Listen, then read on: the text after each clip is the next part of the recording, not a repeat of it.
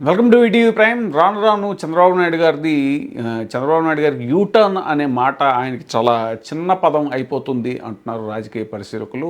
అన్నిట్లో యూటర్నే మనం చూసాం. సూపర్ సిక్స్ హామీల్లో అన్నీ కూడా దాదాపుగా ఏది పూర్తి స్థాయిలో ఇంకా అమలుకు నోచుకోలేదు.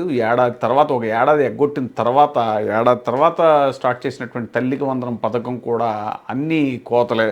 15,000కు బదులు కేవలం 8,850 రూపాయలు మాత్రమే విద్యార్థుల ఖాతాల్లో పడ్డాయి, తల్లుల ఖాతాలో పడ్డాయి అనేటువంటిది తాజాగా వినిపిస్తున్నటువంటి మాట. ఇక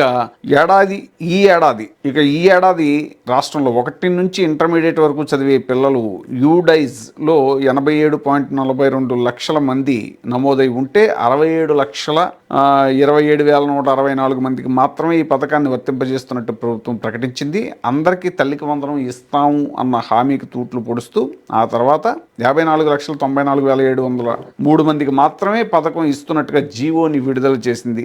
లబ్ధిదారుల ఎంపికలో భారీగా కోత పెట్టింది. ఏటా విద్యుత్ బిల్లు వినియోగాన్ని పరిగణనలోకి తీసుకుని సగటున నెలకు 300 యూనిట్లు లోపు వినియోగించే వారికి మాత్రమే పథకం ఇస్తామని మెలికి పెట్టింది. కానీ 6 నెలల కాలాన్ని సగటున పరిగణనలోకి తీసుకోకుండా చాలామందికి అన్యాయం చేసింది. తొలుత మున్సిపల్ కార్మికులకు ఈ పథకం వర్తింపజేస్తున్నట్టు ప్రకటించిన సర్కారు తర్వాత కేవలం శానిటేషన్ వర్కర్లకు మాత్రమే పరిమితం చేసింది. వారిలో కూడా సగం మందికి డేటా సరిగ్గా లేదు అంటూ ఎగనామం పెట్టింది.